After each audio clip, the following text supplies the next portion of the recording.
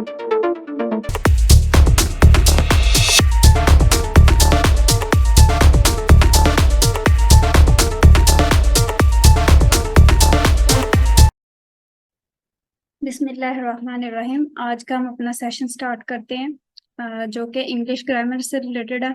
उससे पहले मैं आप लोगों को बताती चलूँ, माय नेम इज़ आमना अरशद और मैं आप लोगों की इंग्लिश ग्रामर के इंस्ट्रक्टर हूँ। और अल-हमदर्द एकेडमी हमारी, जो कि वन पेपर एग्जामिनेशन की आप लोगों को प्रिपरेशन करवा रही है। इसमें हम आप लोगों को एफपीएससी, पीपीएससी, एसपीएससी और केपीएससी प्रिपरेशन करवा रहे हैं। और उसके साथ साथ हमारे बैच में जो है वो एनटीएस की भी तैयारी हो रही है, पटवारी के लिए भी इसमें प्रिपरेशन करवाई जा रही है। तो आप में से जिस किसी स्टूडेंट ने भी एग्जाम की प्रिपरेशन करनी हो तो वो हमारे ग्रुप को ज्वाइन कर सकता है। ठीक है, यहाँ पर स्क्रीन में आप लोगों को शो हो रहा होगा हमारा व्हाट्सएप का ग्रुप नंबर जो है वो सामने दिया हुआ है। तो आप जितने भी आपके जो फ्रेंड्स हैं जिन्होंने जॉब की प्रिपरेशन करवानी है, अगर वो इंटरेस्टेड हैं तो आप उनको ये लिंक दें, इनको कांटेक्ट नंबर जो है वो सेंड करें, ताकि वो भी आप लोगों की तरह इस बैच का जो है हिस्सा बने और इससे फायदा उठा के अपना फ्यूचर जो है वो सिक्योर करें। ठीक हो गया? चलिए बेटा, नेक्स्ट हम स्टार्ट करते हैं। ये जो वन पेपर एग्जाम है, इसमें हमने बताया था कि हमने 12 सब्जेक्ट जो है वो आप लोगों को कवर करवाने हैं। पहले हमारे 3 सेशन हो चुके हैं, जिसमें हमने आप लोगों को इस्लामियात, उसके अलावा एवरीडे साइंस, मैथमेटिक्स और अब हम इंग्लिश ग्रामर की जो है वो प्रिपरेशन करवाएंगे। इंग्लिश ग्रामर का जो पोर्शन हमारे इधर बैच में करवाया जाएगा वो according to PPSC, FPSC, SPSC, KPSC और एनटीएस में जितने भी एमसीक्यूज आते हैं और इनसे रिलेटेड क्या क्या चीज़ें हैं जो इम्पोर्टेंट है, जो हमने करनी है पेपर के लिहाज से, वो सारी की सारी हमने इसमें डिस्कस करनी है। तो इंग्लिश ग्रामर में सबसे पहले आज जो इंग्लिश ग्रामर हम डिस्कस करेंगे उसमें हमने स्टार्ट से लेना है कि इंग्लिश ग्रामर जो है वो होती क्या है, उसका स्टार्ट कहाँ से है, उसका स्टार्टिंग पॉइंट से लेकर एंडिंग पॉइंट तक हमने सारी की सारी चीजें जो है वो डिस्कस करनी है वन बाय वन। तो सबसे पहले हमारा जो टॉपिक है, टॉपिक का नाम है सेंटेंस। आप लोगों को स्क्रीन शेयर हो रही होगी। सेंटेंस के बारे में हमने यहाँ पर डिस्कस करना है कि सेंटेंस क्या होता है। ठीक है, जब भी हम इंग्लिश स्टार्ट करते हैं तो स्टार्ट करने से पहले हमें ये पता होना चाहिए कि सेंटेंस जो है वो कौन सा है। ठीक है, सेंटेंस क्या होता है। तो सेंटेंस से पहले अगर मैं आप लोगों से डिस्कस करूं तो सेंटेंस ये हमारे पास फिक्रात होते हैं, जो जो कि एक मीनिंगफुल वर्ड्स होते हैं जो हमारी समझ में आ जाते हैं। ठीक है, उसको सेंटेंस कहते हैं। सेंटेंस से पहले अगर मैं बात करूं तो सबसे पहले जो है वो हमारे पास लेटर्स आते हैं। लेटर्स में जैसे हम बात करते हैं कि हमारे पास जो है वो अल्फाबेट्स होते हैं। ठीक है, लेटर्स जैसे लेटर्स की हम बात करें तो लेटर्स में हमारे पास क्या आता है, ए बी सी आ जाता है। ठीक है, तो ये लेटर्स हैं। ठीक है, लेटर्स के बाद जो हम नेक्स्ट बात करते हैं उसमें हम ये है कि जब लेटर्स मिलते हैं तो मिलने के बाद जो है वो वर्ड्स बनते हैं। ठीक है, तो लेटर जो है ये हमारे पास ज्यादा शॉर्ट फॉर्म है। जब ये ए बी सी, जब इनको हम मिला लेते हैं तो वर्ड्स बन जाता है। इसकी मिसाल हम कैसे ले सकते हैं, जैसे हमारे पास सी ए टी, ये मिलता है तो ये एक वर्ड बन जाता है जिसको कहते हैं कैट। उसके अलावा जैसे बी ए टी, बैट। तो ये छोटे छोटे लेटर्स, अल्फाबेट्स हैं जो मिलते हैं और मिलकर एक वर्ड्स बना देते हैं। जब हम वर्ड्स को बोलते हैं तो बोलने से हमें जाहिर हो जाता है कि ये यहाँ पर किसी चीज के बारे में जो है वो जिक्र किया जा रहा है। जैसे कैट है तो हमारे माइंड में फौरन से आ जाएगा कि ये बिल्ली को कहा जा रहा है। तो ये वर्ड्स जो है हमारे माइंड में किसी न किसी चीज को लेकर आते हैं। फिर बैट है तो बैट से भी हमारे पास समझ में आ जाएगी कि ये किसी चीज का जिक्र किया जा रहा है। ठीक है, जैसे बल्ला है तो हमारे माइंड में आएगा कि इससे हम कोई ना कोई फंक्शन जो है वो परफॉर्म करते हैं। तो ये वर्ड्स होते हैं जो किसी चीज का हमें मीनिंग बता देते हैं। अब वर्ड्स के बाद जब वर्ड्स मिलते हैं तो वर्ड्स के मिलने से जो है वो हमारे पास फ्रेजेस बनते हैं। ठीक है, फ्रेज एक बन जाता है। तो इस फ्रेज से हमें जो है वो बात जो है वो क्लियरली समझ आ जाती है। फ्रेज की बात करूं, जैसे मैं कहूँ इन दी, इसमें मैं कहती हूँ इन दी बास्केट। ठीक है, इन दी बास्केट। जुमला तो आधा है, सेंटेंस अलग है, लेकिन हमें समझ आ जाता है कि फ्रेज जो है वो कैसे बनेगा। ये एक शॉर्ट फॉर्म होगी। इस फ्रेज के मिलने से जो नेक्स्ट हमारे पास बनेगा वो बनेगा सेंटेंस। तो सेंटेंस को हमने डायरेक्टली डिस्कस नहीं करना, सेंटेंस से पहले हमने समझना है कि सेंटेंस बनता कब है। तो पहले मैंने बात की कि हमारे पास सबसे पहले लेटर्स आएंगे। लेटर्स में सारे के सारे अल्फाबेट्स हैं। लेटर्स मिलेंगे तो वर्ड्स बन जाएंगे। वर्ड्स जब मिलते हैं तो मिलने से फ्रेज बनता है, आधा सेंटेंस बन जाता है, या कोई भी मीनिंग वाली चीज बन जाती है। कंप्लीट नहीं बनती, जब फ्रेजेस मिल जाते हैं तो मिलके एक सेंटेंस बना देते हैं। तो सेंटेंस की हम डेफिनेशन इनसे ही बना सकते हैं कि group of words that gives a complete meaning, thought और आइडिया। कि ये हमारे पास जो सेंटेंस होता है वो हमारे पास ग्रुप्स का ऐसा मजमुआ होता है जो हमें कंप्लीट मीनिंग, थॉट, कोई सोच, आइडिया, कोई आइडिया देते हैं। तो उसको हम क्या कहते हैं, उसको हम सेंटेंस कहते हैं। ये हमारे पास सेंटेंस की क्या है, डेफिनेशन है। ठीक है, तो इस तरह से हम सेंटेंस की जो है वो डेफिनेशन कर सकते हैं। यहाँ तक क्लियर है सभी को?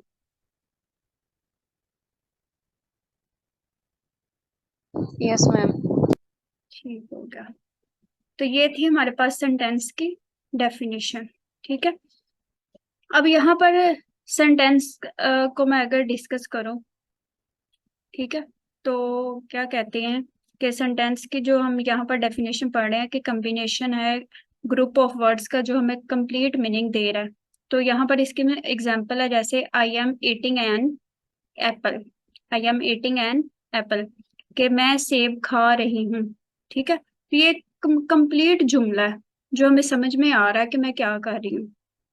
ठीक है, यहाँ पर देखे ये आई जो है ये एक लेटर है, लेकिन ये दो वर्ड्स मिले एम, तो ये एक वर्ब बन रहा है, तो ये भी हमें समझ आ रहा है। फिर ईटिंग, ये भी मुख्तलिफ तरह के लेटर्स मिल रहे हैं, एक वर्ड बन रहा है। ये सारे अब छोटे छोटे वर्ड्स हैं। तो जब ये ग्रुप ऑफ वर्ड्स मिल जाते हैं तो ये एक कंप्लीट मीनिंग रखते हैं। ठीक है, या कंप्लीट थॉट है या कोई आइडिया हो सकता है। तो जब ये सारे के सारे वर्ड्स मिल जाएंगे तो मिलने के बाद एक सेंटेंस हमारे पास आ जाएगा जिससे हमें मुकम्मल बात जो है वो समझ आ जाती है। दूसरा सेंटेंस में ये बात याद रखनी है कि जब एक कंप्लीट सेंटेंस बोला जाता है ना तो उसके एंड पे जो है वो फुल स्टॉप लगाया जाता है। फुल स्टॉप का मतलब होता है कि ये बात जो है वो कंप्लीट है, एक कंप्लीट फिक्रा हमारे पास आ गया और उसका एंड हो गया, और एंड पे फुल स्टॉप लगाते हैं। फुल स्टॉप की निशानी ये होती है कि वो एक डॉट की फॉर्म में होता है। ठीक है, ये बात यहाँ पर याद रखनी है। उसके अलावा सेंटेंसेस में ये भी नहीं है कि सिर्फ फुल स्टॉप भी आता है। सेंटेंस ऐसे भी हो सकता है कि क्वेश्चन आपसे पूछ लिया जाएगा कि आपने, जैसे आपने क्या खाया है। ठीक है, तो उसमें हम क्वेश्चन मार्क लगाते हैं। डिपेंड करता है कि आपसे किस तरह का जो है वो सेंटेंस पूछा जा रहा है। आया आप एक सिंपल बात कर रहे हैं, या आप एक क्वेश्चन कर रहे हैं। ठीक है, या आप किसी चीज का इजहार कर रहे हैं गुस्से में या खुशी में। ठीक है, तो उसके लिए डिफरेंट टाइप के जो है वो साइंस लगाए जाते हैं। ये हमारा आज का टॉपिक नहीं है, वो हम नेक्स्ट डिस्कस करेंगे कि कौन कौन से साइन होते हैं और किस साइन का क्या मतलब होता है और किस साइन को कब लगाया जाता है।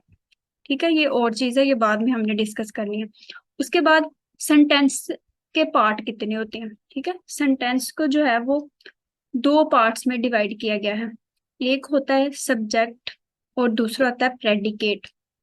सेंटेंस के दो पार्ट हैं, पहला है सब्जेक्ट और दूसरा है प्रेडिकेट। ठीक है, अब इस चीज को हमने समझना है कि सब्जेक्ट क्या होता है और प्रेडिकेट क्या होता है।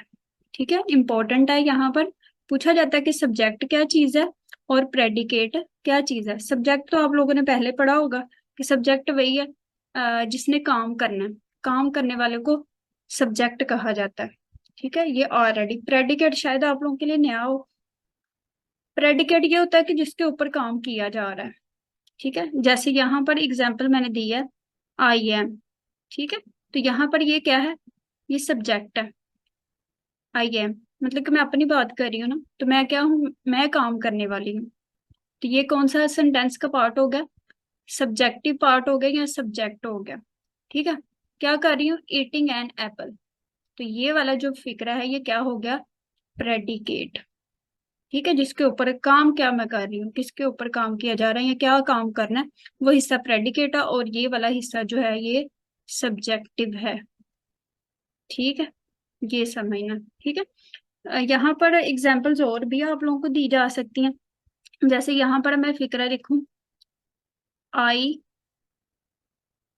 Teach English. ठीक है, अब ये भी एक मुकम्मल सेंटेंस है, हमें समझ आ रही है कि मैं क्या काम कर रही हूँ, आई टीच इंग्लिश। ठीक है, अब समझ आ रही है कि मैं जो है वो क्या काम कर रही हूँ, तो मैं कर रही हूँ इंग्लिश टीच। ठीक है,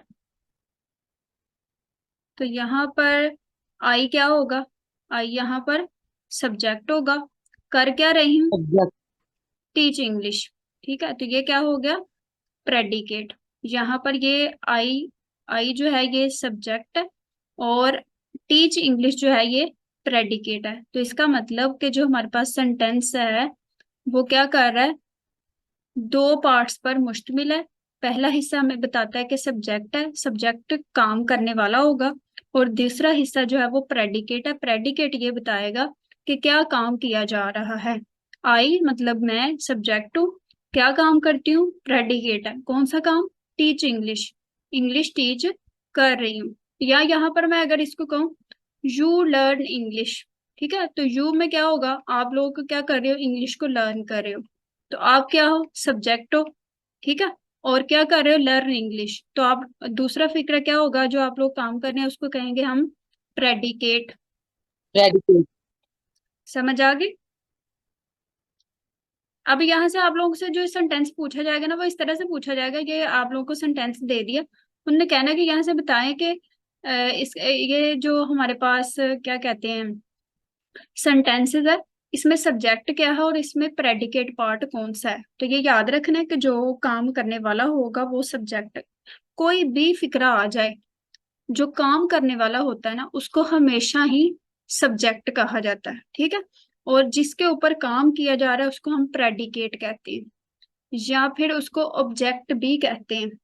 ठीक है, लेकिन क्योंकि हम सेंटेंस की बात कर रहे हैं तो इसके पार्ट दो ही होते हैं, सब्जेक्ट और प्रेडिकेट, तो उसके लिहाज से याद रखना कि यहाँ पर जो काम करने वाला है वो सब्जेक्ट, और जो दूसरा है हमारे पास जिसके ऊपर काम किया जा रहा है वो हमारे पास है प्रेडिकेट।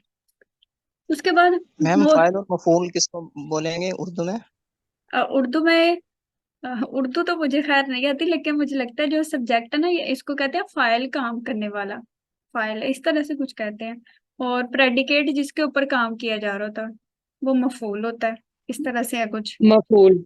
ठीक है, हाँ, फाइल और मफूल। फाइल और मफूल। ठीक है, तो आप लोगों को क्योंकि मफूल। जी इंग्लिश ग्रामर आप लोगों को इंग्लिश में ही पूछी जाएगी, तो इंग्लिश में आप लोगों को क्लियर होना चाहिए। समझ आ गई। नहीं, उर्दू में पढ़ा हुआ ना पहले, इसलिए वो डबल माइंडेड हो रहा था, इसलिए पूछे। हाँ, नहीं इंग्लिश के लिहाज से करना है, क्योंकि फिर आप डबल माइंडेड हो जाएगा, आपको समझ नहीं आएगी कि क्योंकि उर्दू के जो ग्रामर के कवानीन है वो इंग्लिश में टोटली डिफरेंट होते हैं। ठीक है, तो वो एक्सचेंज हो जाएगा ना, समझ नहीं आएगी फिर आप लोगों को क्लियरली, तो इंग्लिश को इंग्लिश तक ही रहने दे, उर्दू मिक्स करेंगे तो फिर गड़बड़ हो जाएगी। अगर कोई पूछ लेगा सब्जेक्ट तो उर्दू बताएं तो फिर। वो फिर जब हमारे उर्दू उर्दू के में जब जब हमारा उर्दू के सेशन चलेगा ना तो उसमें हम उर्दू से रिलेटेड समझा देंगे, क्योंकि वहां पर फिक्रा बनाते हुए हमें और रूल फॉलो करने पड़ते हैं। वहां पे आप मैम कहेंगे उर्दू में मतलब उस्ताद फाइल, फेल और मफूल तीन होते हैं। हाँ जी, बिल्कुल ऐसा ही है। चलो वापस आ जाए इंग्लिश की तरफ ही। आगे हमने नेक्स्ट बात करनी है सेंटेंसेस के टाइप्स की। सेंटेंस जो है वो कितनी टाइप्स के होते हैं।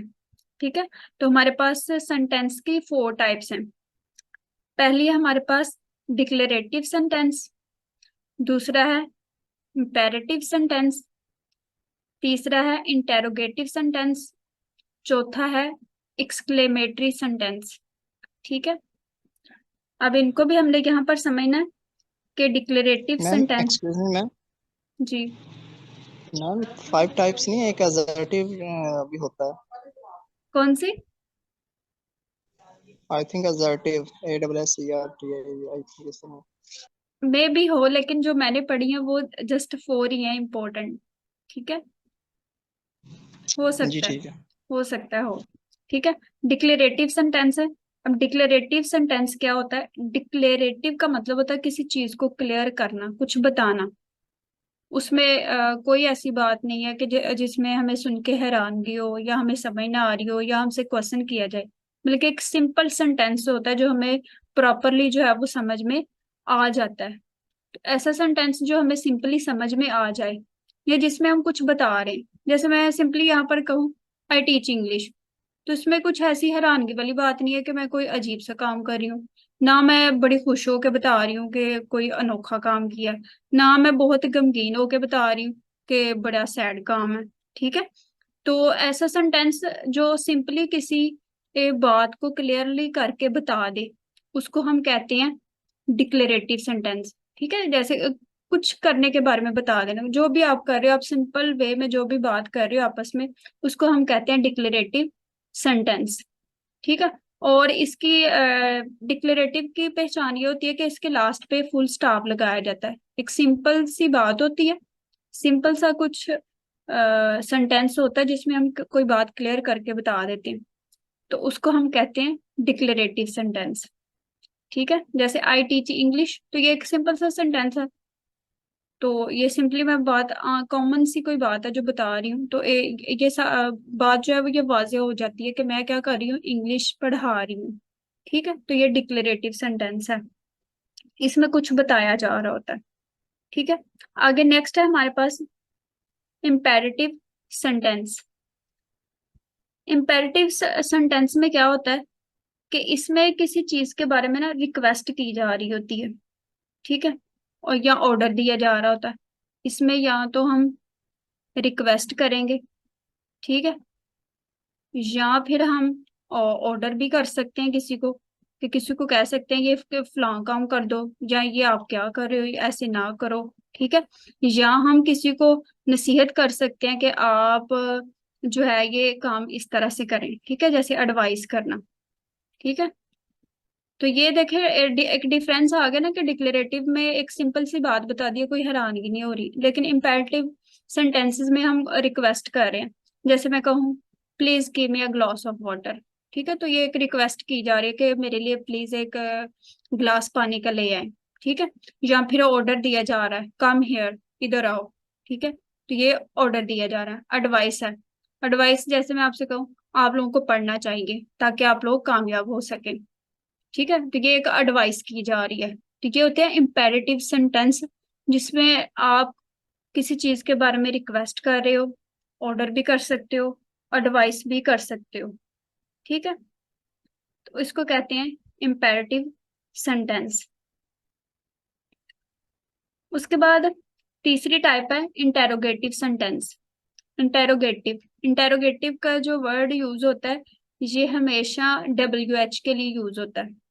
WH फैमिली के लिए। WH फैमिली कौन सी होती है? जैसे हु, हुज, वालिया फैमिली। हुम। ठीक है, सवालिया, जिसमें क्वेश्चन पूछे जाते हैं। तो इसमें इंटेरोगेटिव में सिंपल सी बात है, क्वेश्चन मार्क लगेगा। ठीक है, इसकी ये निशानी होती है कि इसके एंड पे क्या होगा, क्वेश्चन मार्क का साइन होगा, और इसमें हमेशा WH की फैमिली यूज होगी। जैसे पूछा जाए व्हाट इज योर नेम। ठीक है, तो ये आपसे क्वेश्चन पूछा जा रहा है, तो ऐसा सेंटेंस जिसमें मैम ये सिंगल क्वेश्चन पूछा जाए। इंटेरोगेटिव या डबल? जी, सिंगल के आगे क्वेश्चन मार्क मार्क लगेगा, और अगर वाई स्टार्ट पे आ गया तो डबल बन जाएगा फिर। नहीं बेटा, जिसमें क्वेश्चन आपसे पूछा जाए, जैसे आपसे मैं पूछूं आपका नाम क्या है, तो ये इंटेरोगेटिव सेंटेंस है। ठीक है, what is your name, what आ गया ना स्टार्ट में, तो आपसे क्वेश्चन किया जा रहा है कि आप क्या करते हो, आप कहाँ से हो, आपका क्या नाम है। ठीक है, तो ये सवालिया फिक्रे होते हैं। तो सवालिया फिक्रों के एंड पे क्वेश्चन मार्क लगाया जाता है। ऐसे सेंटेंस जिनके लास्ट पे क्वेश्चन मार्क लगाया जाता है उनको कहते हैं इंटेरोगेटिव सेंटेंस। मैम अगर ये ना लगाए क्वेश्चन मार्क, जी, क्योंकि वाई डब्ल्यू फैमिली यूज कर रहे हैं, ये भी तो वाई क्वेश्चन के लिए यूज होती है। जी बिल्कुल, हाँ जी। क्वेश्चन मार्क तो लगेगा ही ना, अगर ये W फैमिली भी यूज होती तो क्वेश्चन एंड पे आना ही आना है मार्क। क्वेश्चन मार्क तो आना जारी बात है। ये सेंटेंस होगा ही वही जहां पर आपसे सवाल पूछा मुझे जा रहा है। मैम एम जब क्वेश्चन मार्क लगाएंगे वो डबल इंटरोगेटिव नहीं बन जाएगा डब्ल्यू फैमिली के साथ? नहीं, ऐसा कुछ नहीं है। ठीक है, सिंपल सी बात है, बस आपने दो हिंट है इसमें, इंटेरोगेटिव है, क्वेश्चन मार्क लगेगा। इंटेरोगेटिव सेंटेंस की पहचान क्या है, WH फैमिली यूज होगी। ये दो चीजें हैं जो आप लोगों ने याद रखनी है, ज्यादा डेप्थ में नहीं जाना, ना उलझना है, सिंपल सी बात है, याद रख ले इसको। ठीक है, क्लियर हो गया? यस क्लियर है। चले आगे, नेक्स्ट हम चलते हैं। नेक्स्ट है इसकी फोर्थ टाइप है एक्सक्लेमेटरी सेंटेंस। एक्सक्लेमेटरी सेंटेंस में क्या होता है, इसमें कोई जैसे सडनली कोई बात की जाए, जैसे कोई शॉकिंग बात कर दी जाए, ऐसी बात जो आपको हैरान कर दे। ठीक है, जैसे आप लोगों को भी पता चले पाकिस्तान जो है वो मैच हार गया। ठीक है, जो बंदा मैच नहीं अच्छा देख क्लियर रहा, है। ठीक है, अचानक से पता चले, तो उसको क्या होगा, अचानक से शॉक लग जाएगा, उसके ऐसे आंखें खुली की अचानक खुली रह। तो मेरे पहले ही पता चल गया। हाँ, नहीं, अगर अचानक से किसी को पता चले कोई जो मैच नहीं देख रहा, तो सडनली कोई ऐसी न्यूज सुन ले जिसकी वजह से हमें शॉक लग जाए, तो उसको कहते हैं एक्सक्लेमेटरी सेंटेंस। और इसमें अक्सर हुर्रा का लफ्ज यूज होता है, आ का लफ्ज यूज होता है। ठीक है, जिसमें या तो जैसे we are win the match. ठीक है, अगर हम मैच जीत रहे हैं तो उसमें हम हुर्रा का लफ्ज यूज करेंगे कि "ओ, हम तो मैच जीत गए हैं", ठीक है, खुशी से बताएंगे। और अगर कोई गमी की बात है तो उसमें हम कहेंगे सो सैड, पाकिस्तान मैच हार गया है। ठीक है, तो ये एक अफसोस वाली बात होगी। तो ऐसी बात जो हम जज्बात में आके, इमोशंस में आके, और अचानक सुनने के बाद जो हमारे इमोशंस जाहिर होते हैं, उन उन सेंटेंसेस को एक्सक्लेमेटरी सेंटेंसेस कहा जाता है। ठीक है, तो ये इसकी फोर टाइप्स हो गए इंपॉर्टेंट। अब आप में से इसमें से कुछ भी पूछा जा सकता है, कोई आप लोगों को सेंटेंस दे दिया जाए तो उसमें वो पूछेंगे कि ये किस टाइप का सेंटेंसेस है, डिक्लेरेटिव है, इंपेरेटिव है, इंटेरोगेटिव है, एक्सक्लेमेटरी है। तो ये चारों के चारों बहुत सिंपल सेंटेंसेस है जो इजीली मेरे ख्याल में छोटे बच्चों को भी करवाए जाते हैं, तो उनको भी समझ में आ जाते हैं। क्लियर है यहाँ तक सभी को? यस क्लियर है। ठीक है, उसके बाद नेक्स्ट हम चलते हैं। नेक्स्ट है पार्ट ऑफ स्पीच। ठीक है, ग्रामर का सबसे इम्पोर्टेंट, और क्या इसको कह लें कि ये बेसिक पॉइंट है, बेसिक, ये हमारे पास चीज है जिससे हमें पूरी की पूरी जो ग्रामर है उसकी केमिस्ट्री समझ में आती है कि ग्रामर एक्चुअल में होती क्या है, उसके पार्ट कितने हैं, कौन कौन से हैं, और किसको क्या कहा जाता है, और किस पार्ट को कब और कहाँ पर यूज किया जाता है। ठीक है, तो पार्ट ऑफ स्पीच है, इसमें वर्ड्स होते हैं जो एक डिफरेंट रोल के थ्रू जो है वो सेंटेंसेस के अंदर अपना रोल प्ले कर रहे होते हैं। और इंग्लिश लैंग्वेज में जो टोटल पार्ट ऑफ स्पीच है वो 8 है। ठीक है, ये भी पूछा जाता है कि कितने पार्ट ऑफ स्पीच है, तो वो ओनली 8 पार्ट ऑफ स्पीच हैं। ठीक है, ये भी MCQs है। अब कौन कौन से पार्ट ऑफ स्पीच है, पहला हमारे पास है नाउन, फिर pronoun, verb, adjective, adverb, preposition, conjunction and interjection। ये हमारे पास 8 पार्ट ऑफ स्पीच है इंग्लिश में। ठीक है, और ये कह ले कि ये वो बेसिक हमारे पास पार्ट ऑफ स्पीच है जिसकी वजह से पूरी की पूरी ग्रामर जो है वो स्टडी करवाई जाती है और समझी जाती है। अगर किसी को ये चीज आ जाती है तो समझ ले कि वो बंदा इंग्लिश में एक्सपर्ट बन सकता है, और उसकी इंग्लिश भी जो है वो अच्छी हो जाएगी डे बाय डे। तो सबसे पहले नाउन है। नाउन क्या होता है, जैसे आप लोग कह रहे थे कि उर्दू में इसको क्या कहते हैं, नाउन कहते हैं इसम को। ठीक है, अब ये सारी चीजें हमने, नाम को। हाँ, नाम को। इसम, इसम क्या होता है कि किसी भी जगह है, कोई चीज है, कोई एनिमल है, उसका जो नाम होगा ना उसको हम नाउन कहेंगे। अभी इनको वन बाय वन आगे हमने डिटेल से पढ़ना है कि नाउन क्या होता है, इसकी टाइप्स कितनी है, कैसे इसको यूज किया जाता है, और नाउन कौन कौन सी चीजें हैं जिनको हम कह सकते हैं। ठीक है, उसके बाद दूसरा हमारे पास जो है वो प्रोनाउन है। ठीक है, नाउन की जगह को रिप्लेस करके प्रोनाउन लगाया जाता है। जैसे नाउन में किसी चीज, जगह या किसी भी शख्स का नाम हो सकता है। जैसे मैं कहूँ कि नाउन जो है वो उसमें एक नाम आएगा, जैसे आसिम का नाम आ गया। ठीक है, तो आसिम एक नाउन है। तो जब हम आसिम का नाम यूज कर रहे हैं तो ये नाउन है, लेकिन अगर हम आसिम का नाम हटाकर ही लगा दें तो वो क्या हो जाएगा, प्रोनाउन हो जाएगा। नाउन को रिप्लेस करके प्रोनाउन आ जाएगा कि हम आसिम के नाम की जगह पर ही यूज कर रहे हैं। उसके बाद दूसरा जो है वो हमारे पास है वर्ब है। तो वर्ब इसको उर्दू में फेल कहते हैं, ठीक है, काम करने वाले को। और इसकी जो सबसे बड़ी निशानी होती है ना वो उर्दू में ये है कि इसके लास्ट पर जो है ना वो नून अलिफ ना आता है, ठीक है। काम करना होता है और वर्ब होता है काम करना, ठीक है। तो इसके लास्ट पे जो निशानी है वो ये होती है कि उर्दू में इसके लास्ट पे नून अलिफ ना आता है। जैसे उठना, बैठना, जागना, दौड़ना, ठीक है, सोना, खाना, पीना, सबके लास्ट पे नून अलिफ ना आएगा, सबसे बड़ी निशानी ये होती है, ठीक है। तो ये होता है हमारे पास वर्ब। वो होता है कि किसी चीज का जो अमल होता है ना, जो एक्शंस परफॉर्म किए जाते हैं, उसको वर्ब कहा जाता है, ठीक है। उर्दू में इसको कहेंगे फेल। उसके बाद हमारे पास है एडजेक्टिव है। एडजेक्टिव क्या होता है, ये सिफ्त होती है, ठीक है। किसी चीज की जो सिफ्त हम बयान कर रहे होते हैं ना, कोई क्वालिटी शो कर रहे होते हैं, तो उस क्वालिटी को हम एडजेक्टिव कहते हैं।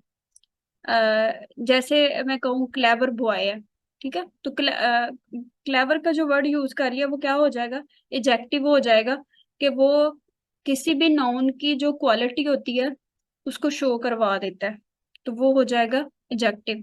अभी आप लोगों ने कंफ्यूज नहीं होना, थोड़ा थोड़ा बता रही हूँ, अभी इसको वन बाय वन हम लोगों ने डिटेल से डिस्कस करना है, ठीक है। उसके बाद हमारे पास एडवर्ब है, ठीक है।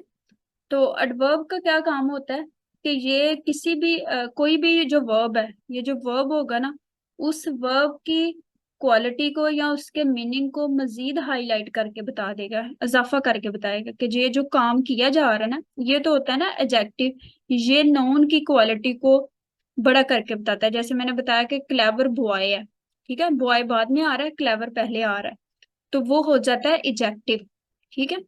मैं कि एक होशियार लड़का, तो वो हो जाएगा कि नाउन की क्वालिटी को हाईलाइट कर रहा है, तो एडजेक्टिव है। एडवर्ब क्या होगा, जो वर्ब की क्वालिटी में इजाफा करेगा, कि जो काम किया जा रहा है ना उसके अंदर इजाफा करेगा। जैसे हमारे पास वर्ब होगा कि वो दौड़ता है, ठीक है, अगर मैं कहूँ वो तेज दौड़ता है, तो वो क्या हो जाएगा, एडवर्ब हो जाएगा, कि जो काम किया जा रहा है उसकी क्वालिटी को मजीद हाईलाइट कर दिया कि वो तेज दौड़ता है, तो वो हो जाएगा एडवर्ब। फिर उसके बाद नेक्स्ट है हमारे पास है प्रेपोजिशन। प्रेपोजिशन क्या होती है कि जो हमारे पास ये जो हमारे पास नाउन और प्रोनाउन होती है, नाउन और प्रोनाउन, इन दोनों को क्या करेगा, रिलेशनशिप को शो करेगा।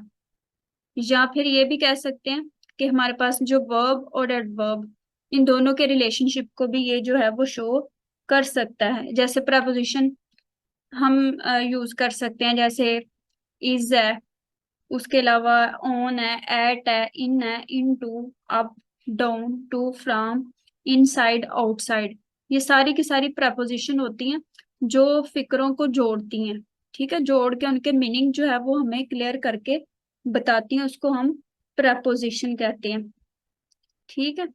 या ये कह ले कि जो हमने यहाँ पर सेंटेंसेस की बात की है ना, तो इन चीजों को जोड़ने के लिए भी, ठीक है, जैसे यहाँ पर एम का बता दूं तो ये फिक्रा जो है ये इस फिक्रे के साथ जुड़ रहा है, सब्जेक्ट पार्ट जो है वो प्रेडिकेट के साथ जुड़ रहा है, तो उनको जोड़ने के लिए जो दरमियान में वर्ड यूज होता है उसको हम कहते हैं प्रेपोजिशन, फिक्रों को जोड़ने वाला, ठीक है। उसके बाद नेक्स्ट है हमारे पास कंजक्शन, ठीक है। कंजक्शन क्या करेगा, जो हमारे पास टू डिफरेंट वर्ड्स होंगे या दो जो हमारे पास फ्रेजेस होंगे, इनकम्प्लीट जो फ्रेजेस होते हैं उनको कनेक्ट करने में, टू फ्रेजेस को कनेक्ट करने के लिए जो वर्ड यूज होते हैं उनको कहते हैं कंजक्शन, ठीक है, उनको कहा जाता है कंजक्शन। उसके बाद नेक्स्ट है हमारे पास है इंटरजेक्शन। सबसे लास्ट वाला पार्ट ऑफ स्पीच है इंटरजेक्शन। इंटरजेक्शन क्या करता है कि ये जो सडनली हमारे इमोशंस शो होते हैं, जैसे हमने यहाँ पर, मैंने लास्ट बात बताई है कि हमारे पास एक्सक्लेमेटरी जो सेंटेंसेस होते हैं उसमें जो सडन शॉक लगता है उसको हम कहते हैं एक्सक्लेमेटरी सेंटेंसेस।